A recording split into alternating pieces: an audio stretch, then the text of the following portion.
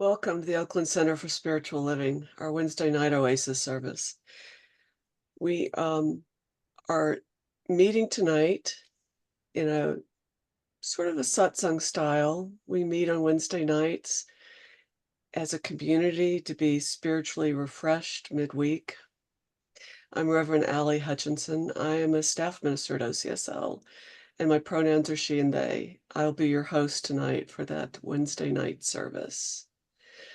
Most Wednesday night services build on the theme of the previous Sunday, and in that satsang style, we share science of mind principles and practices.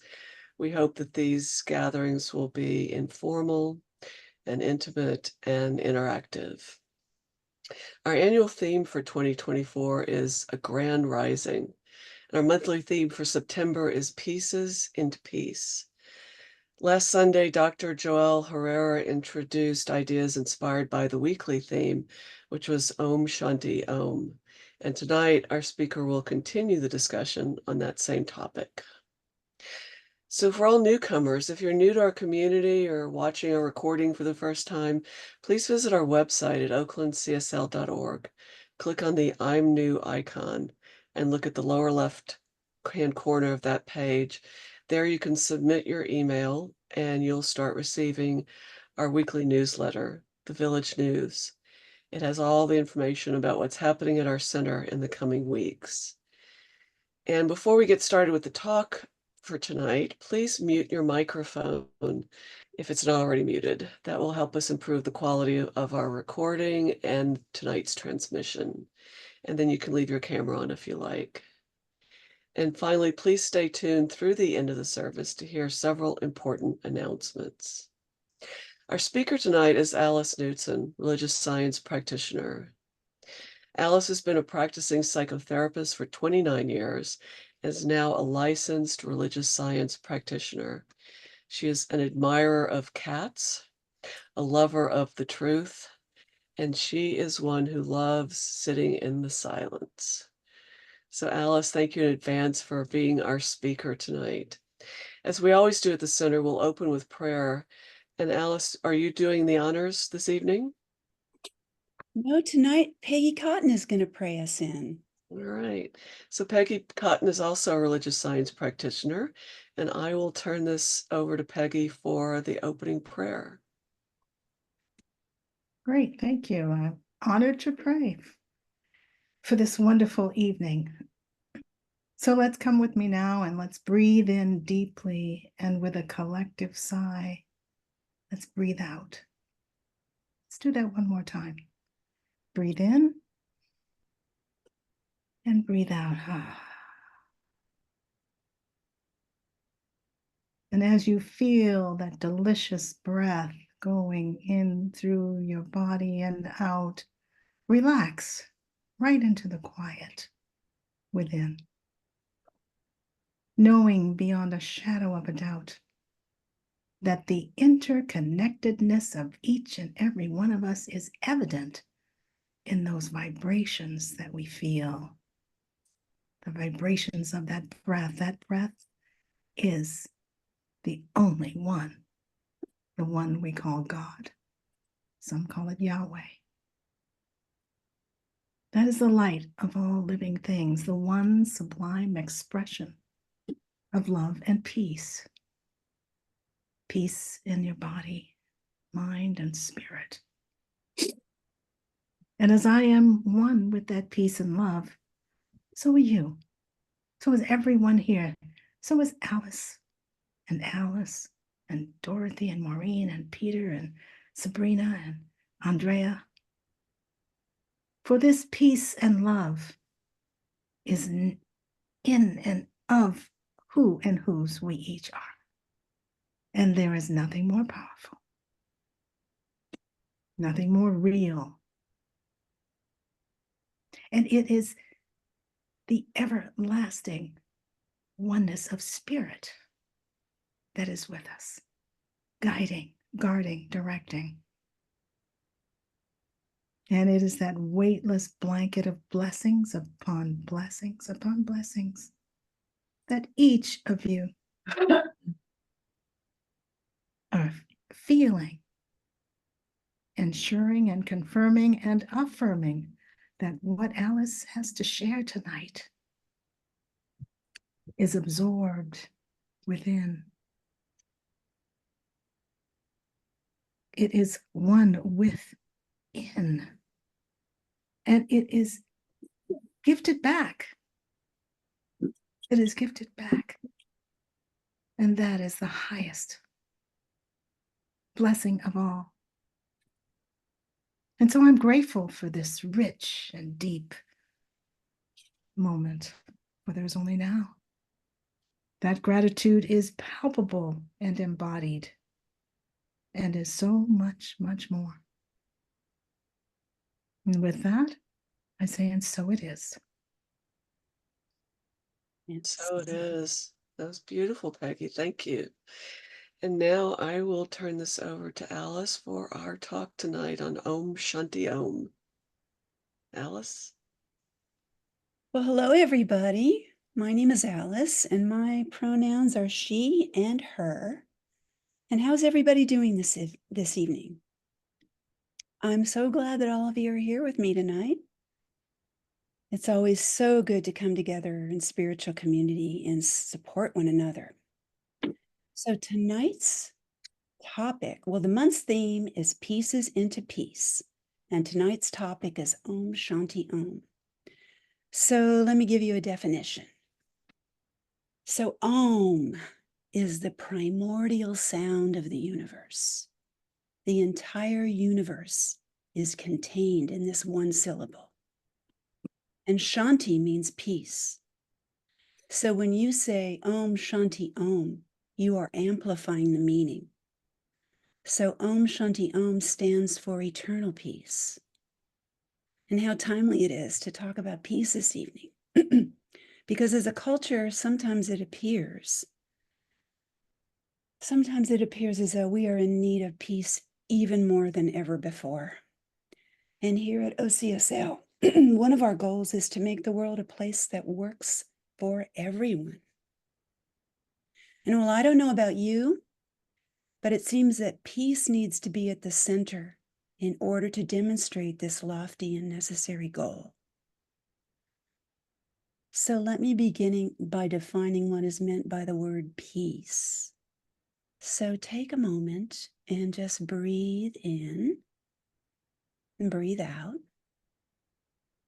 And so the Merriam-Webster dictionary says the following, that peace is a state of tranquility or quiet, such as freedom from civil disobedience, a state of security or order within a community provided for by law or custom, freedom from disquieting or oppressive thoughts or emotions.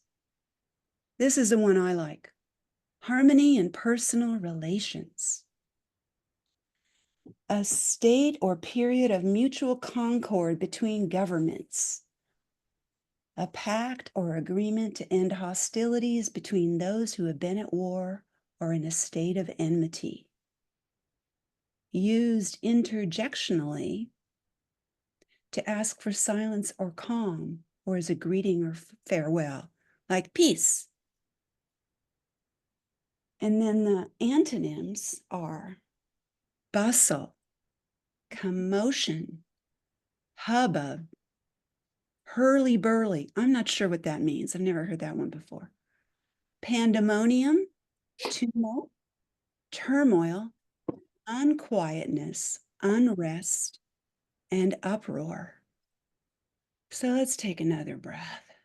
Just hearing those words can take you out of peace.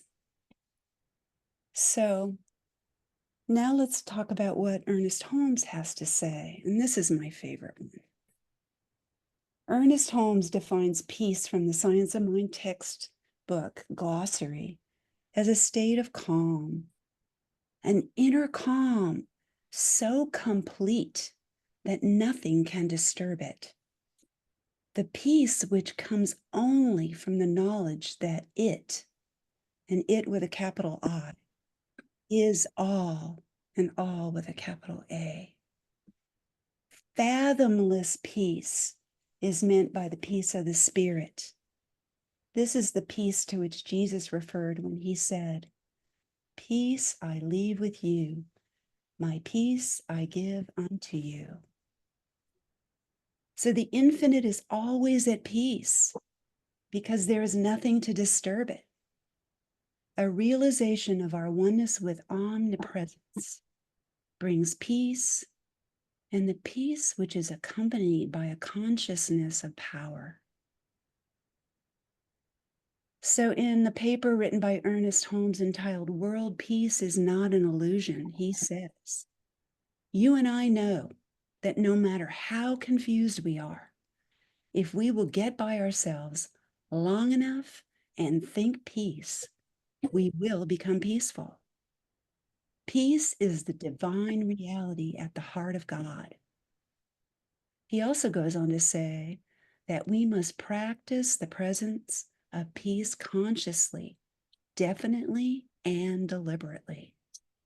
If we can do it individually and in the family, and to a certain degree in our offices and businesses, which we can, why can't we do it for the whole world? He goes on to say, we want peace? Then it has got to begin right where I am, for me. I myself must believe in my own prayer. When ye pray, believe that ye receive. That's Ernest Holmes. So I want to just ask you to hold on to these words and these thoughts for a moment, because we're going to come back to them. And as I mentioned earlier, tonight's theme is Om Shanti Om.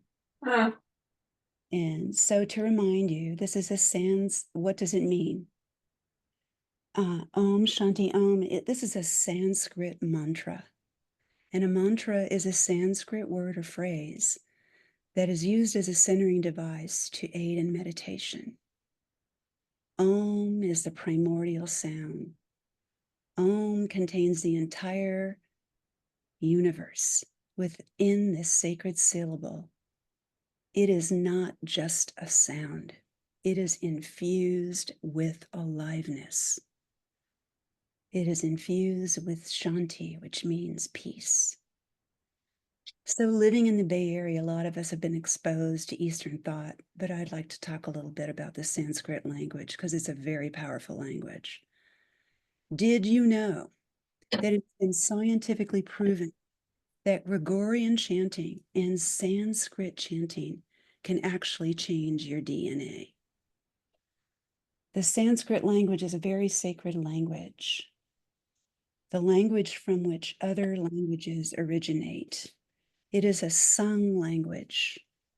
In Hindu temples, chanting is done. It is sung. This language is thousands of years old. And because it is so ancient, people did not read and write back then. And because of this, people communicated using the oral tradition. They were more tuned into sound and focused on listening. So they chanted.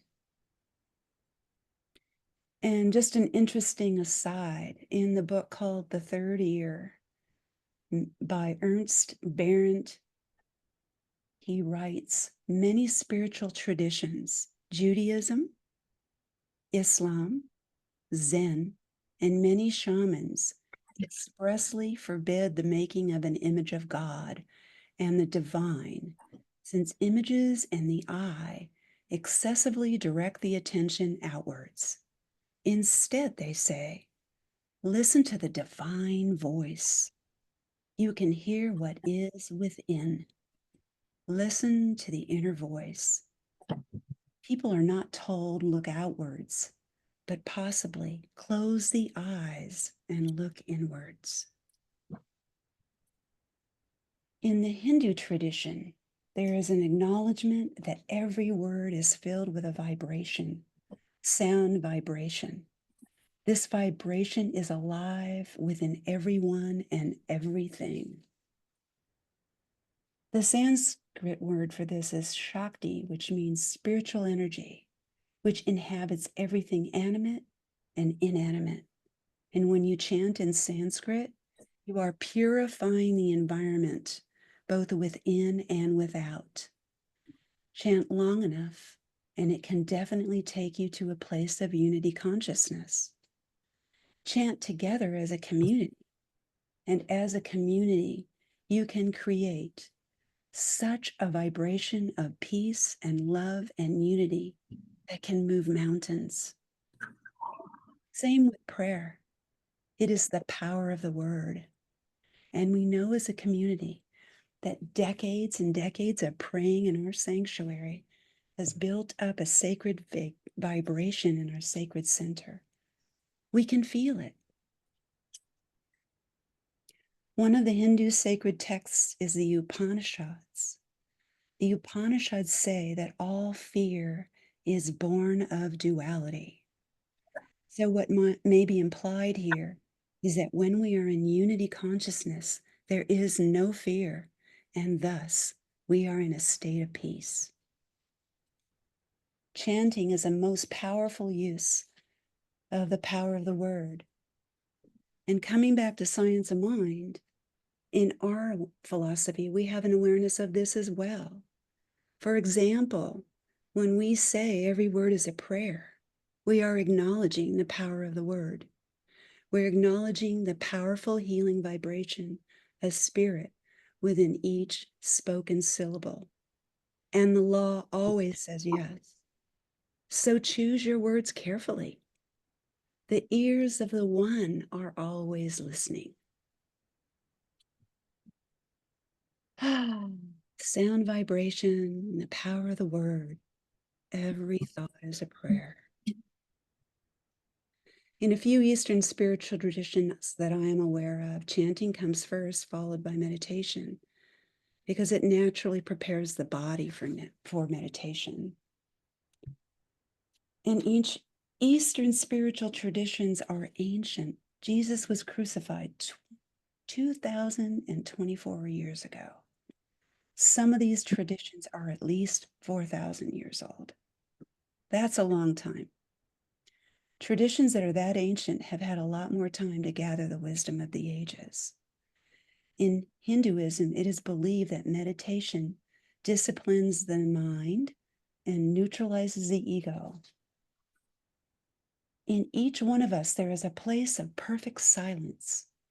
It is there whether we know it or not, like the void within a grain of salt, or within an elephant, or even within the ether.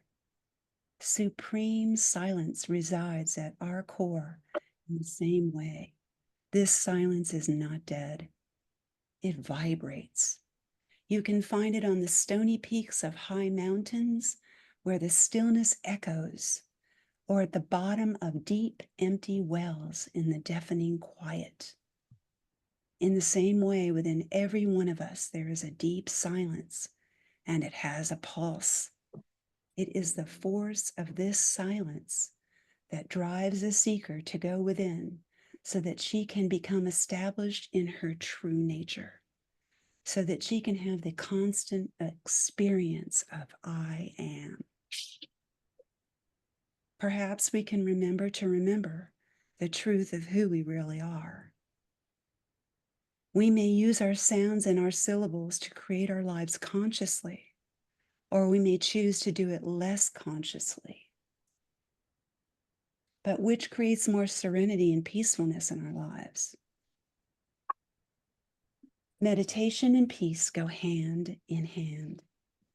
Through meditation, our awareness expands and our understanding of inner and outer things becomes steadily deeper. Through meditation, we travel to different inner worlds and have innumerable inner experiences. Above all, meditation stills the mind, which constantly wanders, which constantly causes suffering and establishes us forever in this state. No, I don't want you going outside with that though. Of supreme peace, which is independent of any factors. Ultimately, meditation makes us aware of our own true nature. And that was from a book called Meditate by Swami Muktananda. With this awareness comes a feeling of peacefulness. Peacefulness, just resting in the truth of who you really are. Meditation has a purifying effect upon the mind. It changes pieces into peace. It's like a spiritual reset button. So go within and be still. Be still and know that I am God. A quiet mind is a result of regular meditation. When the mind is quiet, one is blessed with the presence. This presence is to be found in the silence it's filled with the God quality of peace. And just as in the science of mind philosophy, when we enter in a state of inner peace, we naturally are able to reflect and to make better choices that benefit not only ourselves, but our community and the world. A peaceful mind is one of the biggest gifts we can give to ourselves and our community by cultivating what brings us inner peace. Let's see. So what is the purpose of chanting, praying, meditating, selfless service, and any of the spiritual practices we do? We do them to increase our awareness. That is the point. And the more we increase our awareness, the more we are able to be in unity consciousness. And when we are in unity consciousness, we are in a state of peacefulness. And when we are peaceful, we make better choices. From here, we are more easily able to create a world together that works for everyone. So may these words by Ernest Holmes inspire us. So we want peace on earth. Then let us pray for peace in our own hearts. Let us affirm peace in our own minds. Let us live as though peace were the mandate of God, because it is. Together, let us affirm it and let us encourage others to, no matter what. Let us, you and me, pray for peace and let us make our hearts fit to accept it when it comes. Let us make our intellect and our soul and our will and our feeling ready to receive it and embrace it even before it comes. Let us, in the stillness of our own soul, go back to the ineffable presence, which is peace, and proclaim it even in the midst of confusion. That peace which is the power at the heart of God. And that was from World Peace is Not an Illusion by Ernest Holmes. And so let me just conclude by saying, relax into the breath. Become interested in the stillness in the breath. There is peace in the breath. And so it is. So that concludes my talk, and I have a few questions to discuss. So I'm just going to break in to say y'all can put your cameras on if you like, so we can see each other. And if you want to say something, just wave. If you can't find the little icon for your hand, click that if you can. And Peter and I will help Alice notice who wants to speak. Okay, I'm going to put this in the chat, the questions. So the first question is, what can you do for yourself that cultivates inner peace for you in your life?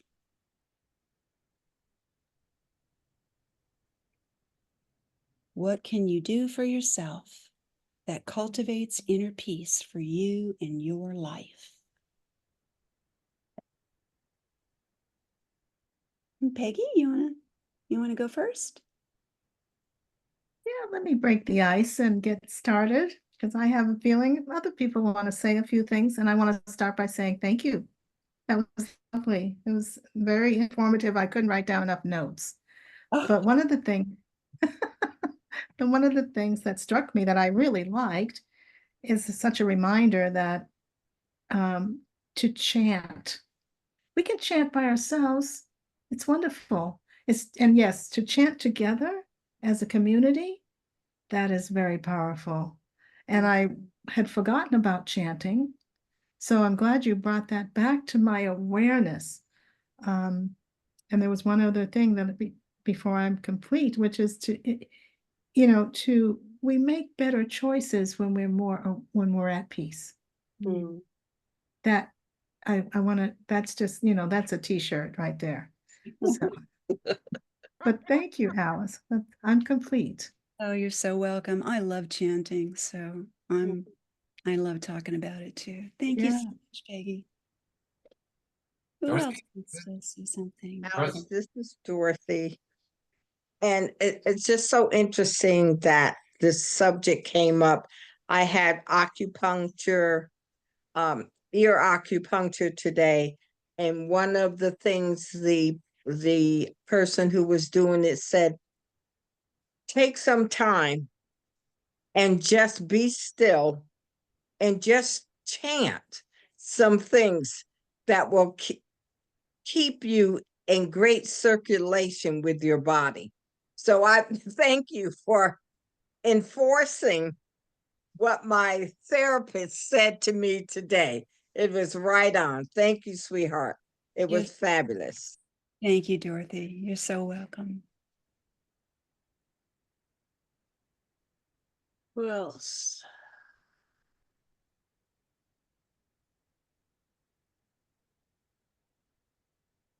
Everybody's meditating, I can tell.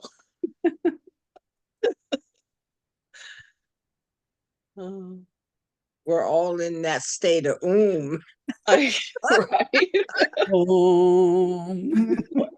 And I was thinking, like, we all are sort of like, oh yeah, I know about meditation, but hearing it, like a reminder, like, oh yeah, that is the way to peace, is the practice and more practice and more practice.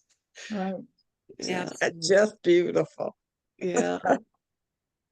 Okay, don't be shy. Hi, this is Sabrina. Hi, Sabrina.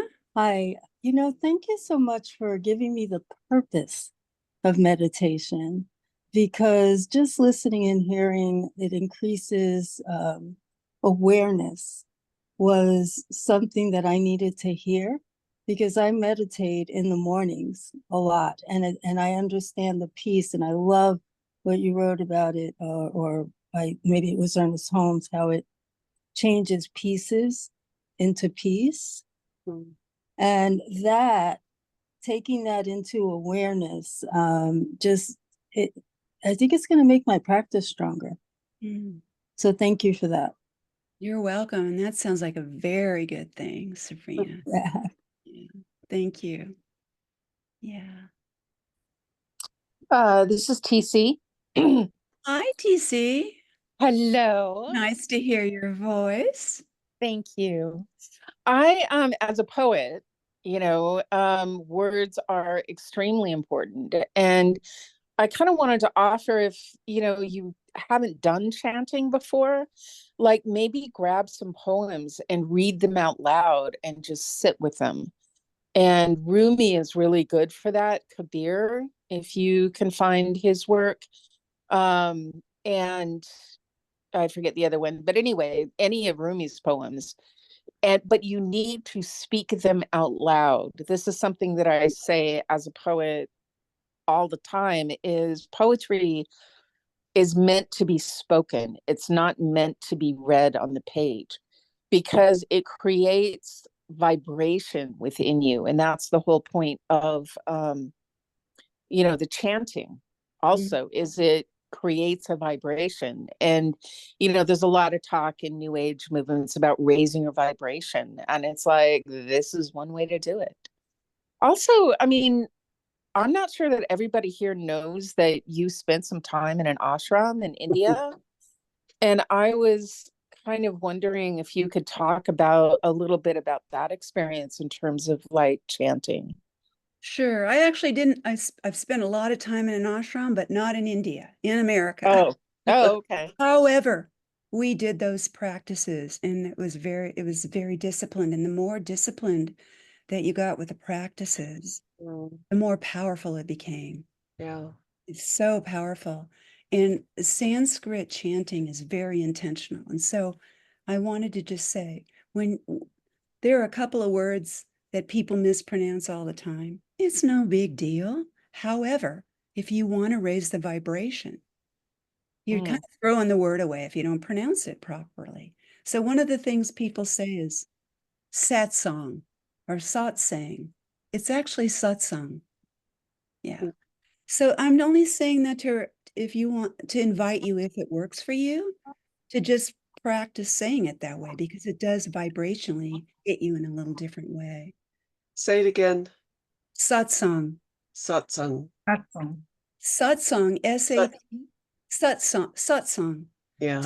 S-A-T in Sanskrit means truth. It's in the company of the truth. Satsang, right? Yeah. When we come together in our satsang, we're coming to talk about the truth of who we really are, right? Yeah. It's really powerful. That's wonderful. Thank you so much. I'm complete.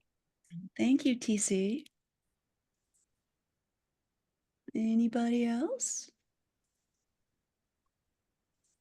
Well, I got another question for you. Peggy had her hand up. Oh, great.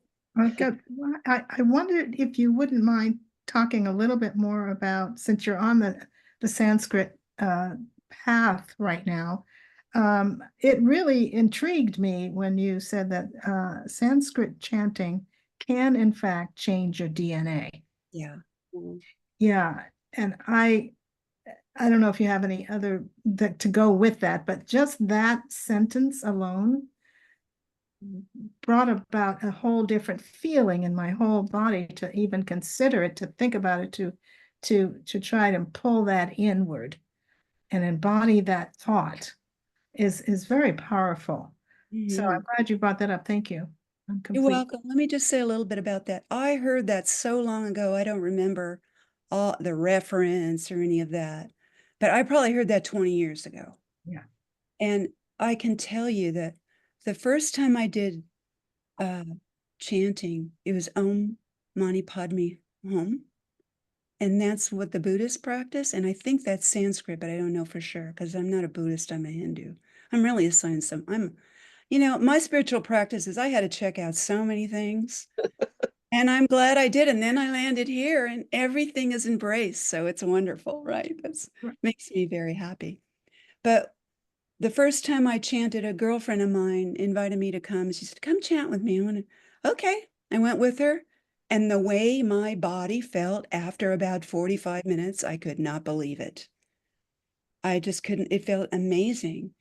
And then I started, and then every time so I can just tell the difference. And just even after we meditate too, in our sanctuary, I even say that often when I'm leading the meditation, thank you for helping to set the tone for our service, because it changes the energy in there.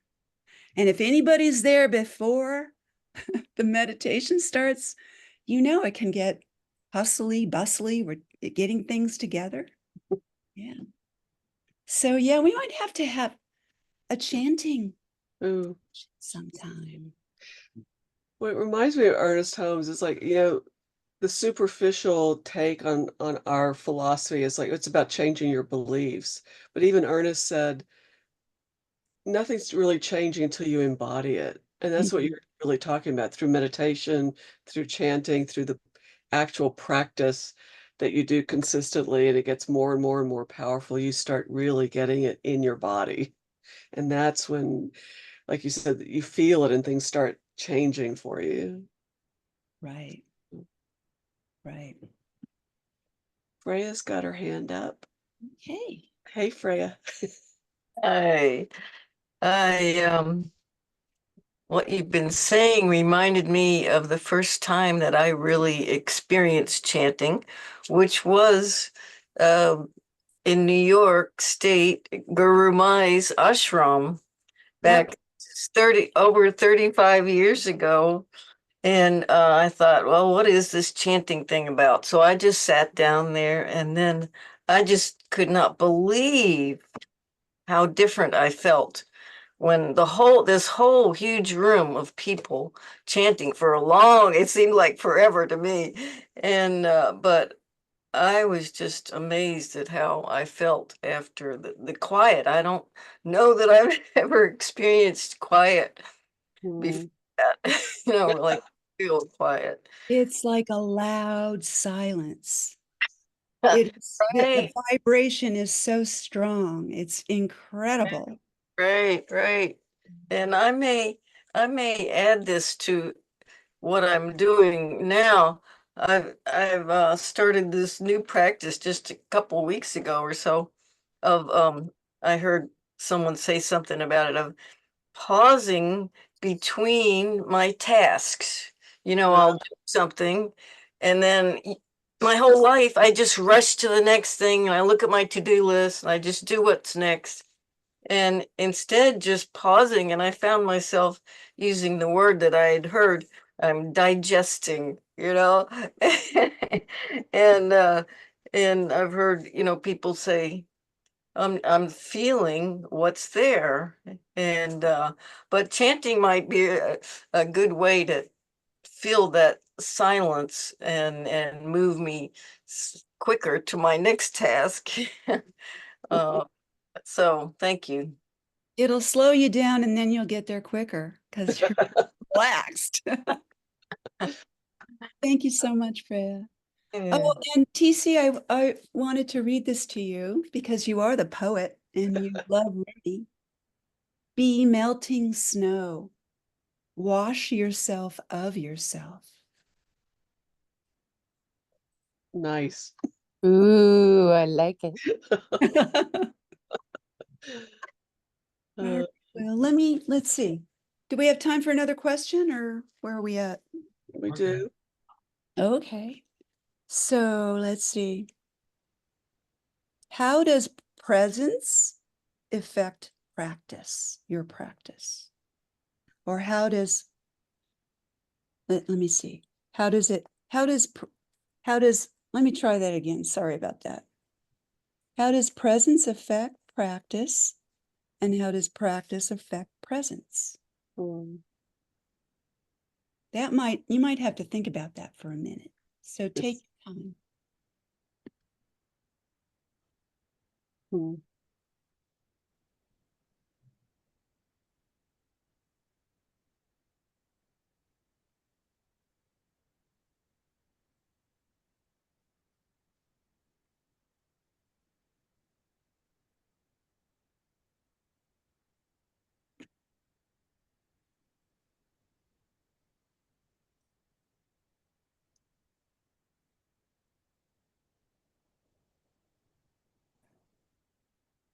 Hi.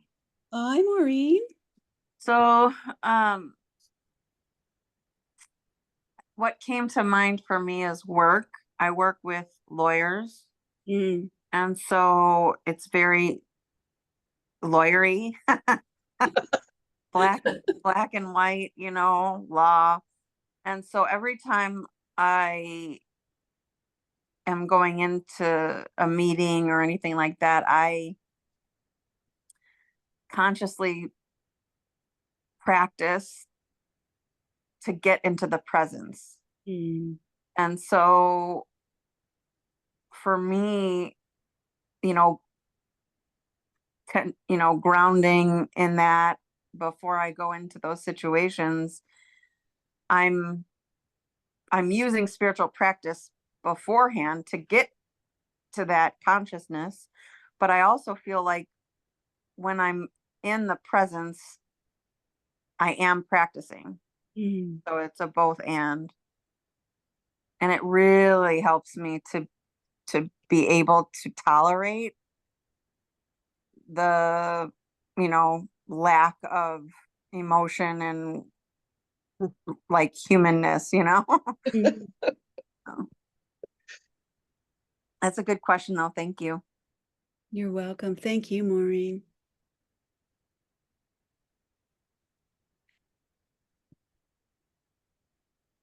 Who else has something to say, wants to share?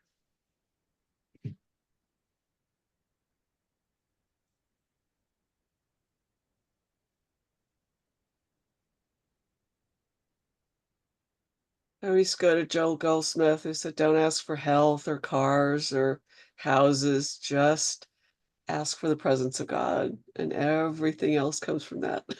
Mm. I love that book. I know. Practicing the presence. So good. Yeah. Yeah. Mm. And there's a lot of power. His writing is so powerful. Yeah. You really feel it in his writing, just reading it. Yeah, so wonderful. Mhm. He's an all-in kind of guy. Yeah. Oh, yeah. Oh, yeah. And even on Sunday, Dr. Joel Herrera talked about being present for one another on the human level, no matter who the one another is. Yeah. Yeah, you know, it was very interesting. He's very down to earth conversation up there at the pulpit. I thought it was like a conversation, I would say. I don't know if who was there on Sunday, because you know I'm in the back, but yeah, I wish we could have recorded it. Well, we tried to record it on the camera chip. So Steve's gonna see if he can and download it so we can hear it. You can't, no video, but maybe we can hear it. But same kind of thing, the presence and practicing that presence of oneself and bringing that wherever you go, to the cleaners, to the gas station, wherever you go, to who you bump into, even if you make eye contact sometimes with somebody in their car and you're in your car, and as they're pulling out or you're pulling in, you have a brief moment. He said that's a connection. Mm. And you know, that was very powerful to think of the simplicity of that. Mm. Thank you, Katie. That reminds me of this book. It's called Listening with the Third Ear. Hmm. Can't see it very well. Mm. And this guy talks about, it's really interesting. I read this book a long time ago. And what he talks about is that listening is more sophisticated than vision. Hmm. And he describes this thing where he says, sight is great, but it's, you see, hearing. And he said, imagine you're sitting in a restaurant and you can hear someone drop a fork 3 tables away, and you can hear the busboy coming by with the dishes, and then you can hear a lady in the corner saying, Grandma, get yourself over here. And the fact is that you can distinguish all these different sounds. And it completely opened up my awareness when I read that. And I got really turned on to the whole idea of, wow, I had never had that idea. I never had that perspective before. And I started to think about sound a whole lot differently.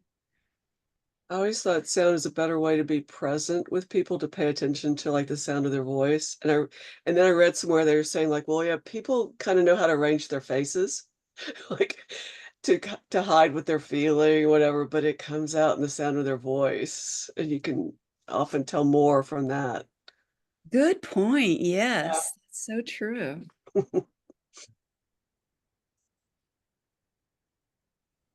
Anybody else?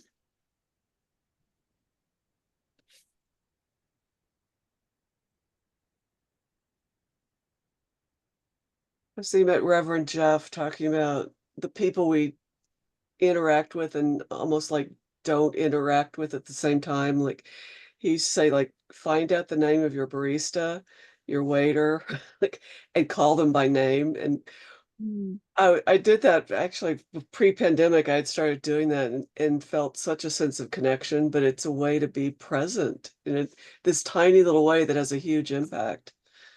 You know, like actually feel seeing the other person as part of the one, right? Right, right. Yeah. Yeah.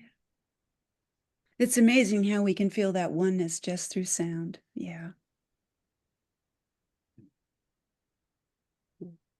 Years ago, I was doing a call with Reverend Savannah, and she had a retired minister on who lived in Bend, Oregon.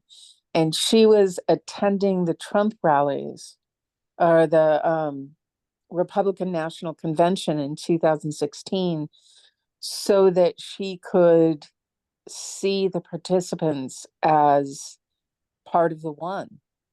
And I was just, holy shit, that's like next level spirituality. And I'm headed there, you know, but I was just I just thought it was such a deeply spiritual thing that I had not heard of before. And of course, you know, he is so divisive. And to be able to walk into that and say, no, it's all one. I'm still just kind of in awe of that level. One of my teachers said the only thing that divides us is our beliefs, which we just make up. Sorry, I accidentally pressed the wrong button. I admit it. Oh. Yeah, I'm complete.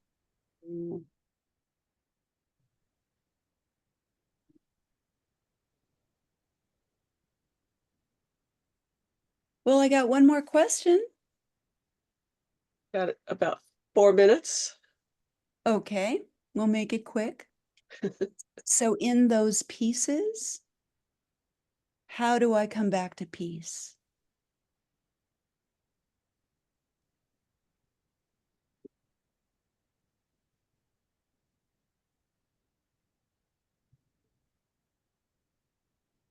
You say an expletive, expletive, explicative, and then you say, oh, wait. I'm trying to practice peace.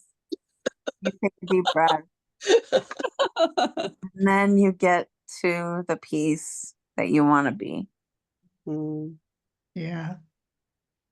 So true. So remembering it's always there. You can choose not to see it at times, but it's always there. It's like what you said in your talk, there's always that place inside that is, what did Ernest Holmes say, the part of me that can't be hurt, harmed, or hindered. That's peace. Yeah, Abraham Hicks talks a lot about getting out ahead of it.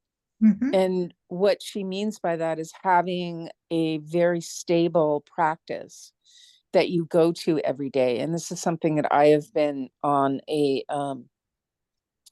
path towards for the last several years. But it's like the more you immerse yourself in just the daily practice of being in peace, the less likely you are to go into pieces and then have to perform the triage to get you back there. And I've grasped onto that and have really held on to it. And so, you know, I've got this whole morning practice and this whole evening practice, and it's been very helpful in my life. I'm complete. Oh, the practices are so powerful. Thank you, TC. Not waiting till you need them. Right. And don't forget that as Alice, as you brought out in your talk, Ernest Holmes defines peace as a state of calm. So when we practice calm and, you know, taking our deep breaths and we just calm it on down, we are entering into a state of peace. And I think that that's something to never forget that either. And that may answer the question too, which is how do we go from pieces to peace? And I think it's through calm. Meditation, of course, calms as well. Yeah, absolutely. Yeah. Yeah. Well,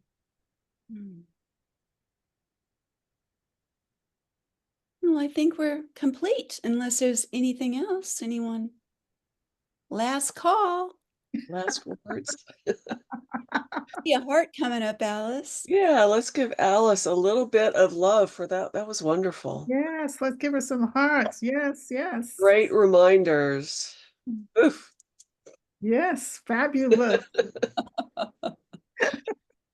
All right. And now, some thumbs up. Yeah. All right. Thank you very much. That was great. You're welcome. I feel so peaceful. And now we're transitioning into our announcements about all the fun things we have coming up. So this Sunday, September 22nd, Reverend Dr. Sunshine Michelle Coleman will be speaking on Imagine Peace. What do you know? Meditation, I think we got a head start. Meditation starts at 10 a.m., followed by the service at 10:30. And on Wednesday, September 25th, at our midweek oasis, you could join Christopher Brown, who's also a religious science practitioner, for a deeper conversation on that same topic, Imagine Peace. The meditation's at 6:30. The service is on Zoom at 7, just like tonight. Go to oaklandcsl.org and click Services to find the Zoom link. We invite you to join our 2024 daily community spiritual practice using the Abundance Book, 40-Day Prosperity Plan by John Randolph Price. Today, we're on the 22nd day of the program using the second affirmation in the book. That will become clearer if you take a look at the book, and you can just follow along daily in the order that the affirmations appear. The OCSL Social Justice Ministry Listening Circle will be held on September 22nd from 1 to 3:30 p.m. in the social hall in person. A discussion on our beloved community vision for creating a world that works for everyone and a center that is intentionally inclusive for all.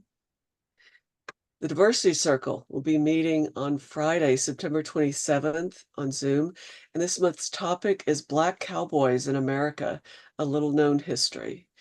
You can visit oaklandcsl.org and select groups to find out how to join.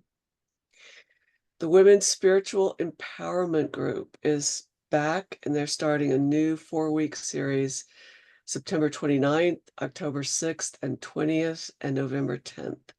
So you can sign up on the groups page at the website. You might also want to join OCSL at the Alameda Pride Festival on Saturday, October 5th, 11 to 5. I know I can do this. Choquinho Park, 2430 Encinitas Avenue in Alameda. OCSL will have a booth, and we do need volunteers. So if you're available, please contact Linda Wyman at bookstore@oaklandcsl.org or Sam Ladion at oaklandcsl.org. You might also want to join the growing movement of My Election Intention, 100 Days of Mindful Practice from July 28th to November 4th. Tune out fear and tune in vision with 10 somatic healing principles based on the book What It Takes to Heal by Prentice Hemphill. All you have to do to join is text the word join to the number on the screen, 470-784-0250, to receive daily inspirational phone or voicemail messages. It's not too late to join, and in fact, you can listen to the old messages on their website, myelectionintention.com. Please mark your calendars for the Quick Start class, which is coming up quick. It's a class on Science of Mind Basics, Saturday, September 21st and 28th, 10 a.m. to 12:30 p.m. This class is a requirement for anyone who wants to be a new member and also serves as a refresher for others. So register at oaklandcsl.org events page. And please join our chair dedication campaign. You have the opportunity to create your own inscribed plate that will go in the back of one of the chairs in our sanctuary or social hall. This fundraiser has 4 levels to choose from $50 to $500, and from 2 lines of inscription to 5 lines. You can include yourself, your family, your friends or ancestors, an organization, whatever you want in the dedication, and you can share lines with other people to reduce the cost. So place your order by going to the website events page. And along those same lines, our silent auction was so successful last year that we're doing it again. The kickoff date is Friday, September 27th. It runs through October 29th. We welcome we welcome donations of products and services, and we welcome your bids for all the items that will be available online. We hope it'll be lots of fun for everyone, and please visit the events page on the website for more information. Our nonprofit partner for September is RISE, the Rural India Student Education Foundation. It provides high-quality educational opportunities for kids who would not otherwise have access. Today, the RISE school has over 300 children enrolled from kindergarten to 8th grade. There are over 14 classrooms, a computer and science lab, a library, a large playground, and transport vehicles. Please visit indiarise.org for more information. The Spirit Treasure bookstore has just gone wild and is having a store-wide sale for the month of September. So 40% discount on all the books, 30% on all the merchandise. And since we can only cover so much in these announcements, you can also visit csl.org to see what's happening within our Centers for Spiritual Living global organization. Finally, please visit our website at oaklandcsl.org and sign up for our weekly newsletter, The Village News. Remember to follow us on Instagram, YouTube, and Facebook for special updates. And when you're there, please like and subscribe to Oakland Center so we can make it more available to people who might be looking for us or for something that's offering something like what we offer. So if you check out the slide, this is our contact team, all the folks you may want to contact for our senior minister, administrative support, facilities, etc. And in a spirit of gratitude for all these folks who are holding down the fort at OCSL, we'd like to move into our conscious giving time. Conscious giving is a celebration. It's an expression of gratitude. It's a spiritual practice, and it's a way to put our spiritual intentions into action. In giving, we celebrate our community and express gratitude for all the folks who give their time, talent, and treasure to sustain it. We also acknowledge our place in the flow of universal power and abundance and put our intentions for greater experiences of abundance in every form into action. So in that spirit, please follow along as I read our giving affirmation. And if you are muted, please read along with me. Joyously I give with an attitude of abundance, knowing that as I give, I do receive. And so it is. So if you would like to give tonight, to give an offering, please find the donate icon on our website on the home page. And once you click the donate icon, you'll see various ways to give: credit card, check by mail, Zelle, text, QR code. We just keep adding new ones all the time.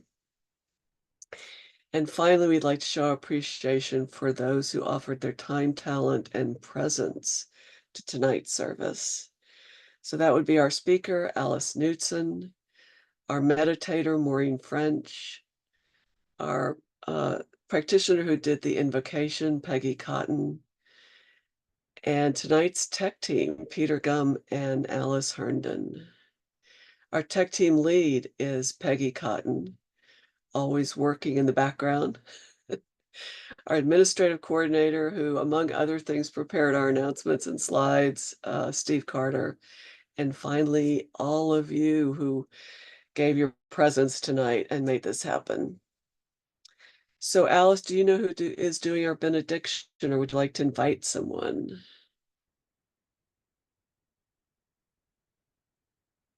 Oh, I think you're muted. Thank you. Let's see. Would you pray us out, Reverend Allie? Sure, I can do that.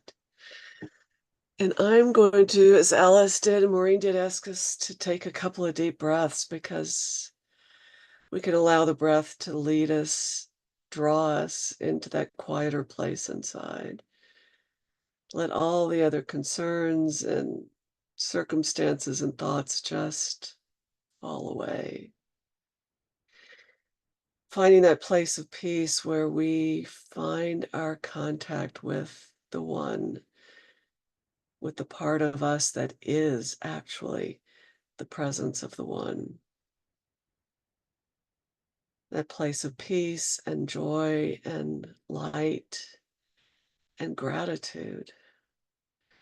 We are grateful for this opportunity to come together tonight, for all the circumstances and events that led each of us along our path to this super coincidence of all being here tonight in this place at this time, knowing that the same is true of everyone who watches the recording later, who hears this message, each coming along a winding path that led us to this place, to this time, to this sense of oneness with each other, knowing that we carry that sense of peace and oneness with us as we go out into the world, that every person we come in contact with by sight or sound or physical presence